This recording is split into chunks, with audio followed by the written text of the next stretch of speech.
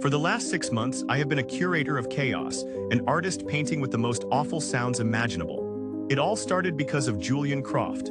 Julian was the kind of man who was born on third base and genuinely believed he had hit a triple. He inherited a mountain of cash from some obscure manufacturing business his grandfather started, and he spent his days in a state of leisurely contempt for anyone who had to work for a living.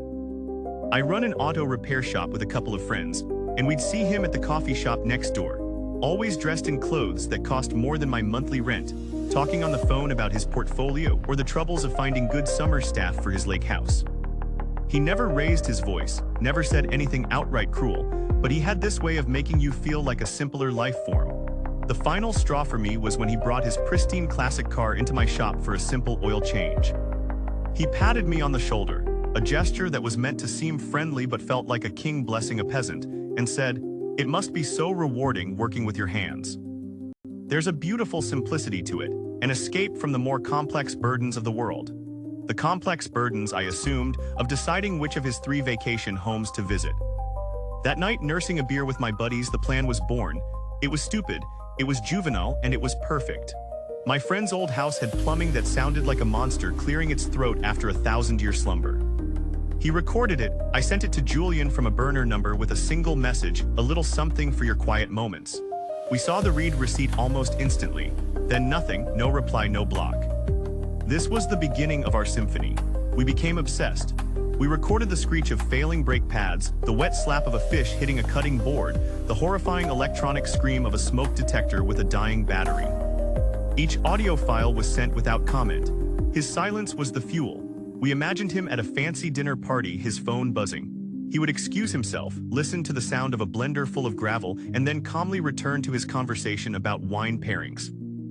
The thought made us weep with laughter. We created a little mascot for our messages, a picture of a stone gargoyle looking thoughtful with the caption, "Sounds for the sophisticated soul." He never blocked the number. He read every single one. We knew we had to create a masterpiece, a grand finale that would have to, it just had to get a reaction. I found an old industrial meat grinder at a scrapyard, rusted and ancient. We dragged it back to the shop, plugged it in, and threw a handful of bolts and a wet cabbage into its maw. The sound was unholy. A grinding, screaming, wet metallic shriek that made the hair on my arms stand up. It was our magnum opus. I knew from a local newsletter that Julian was hosting a major fundraiser for the City Art Museum that Saturday night. I pictured him in his tuxedo, giving a speech about philanthropy. I waited until 9 o'clock, right when the main event would be in full swing, and I sent it.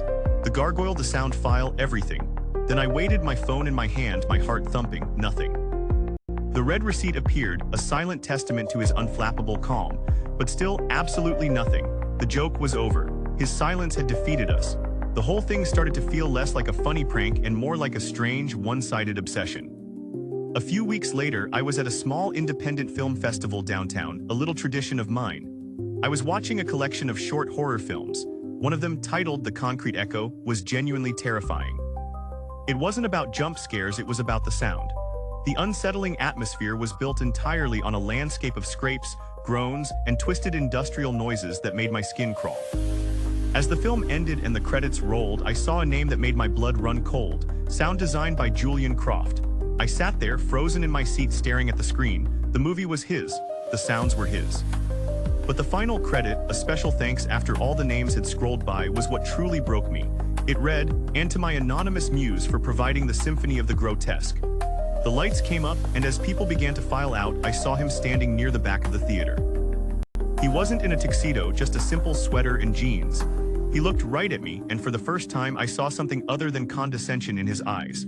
He gave me the smallest, almost imperceptible nod, a thin smile playing on his lips before turning and disappearing into the crowd.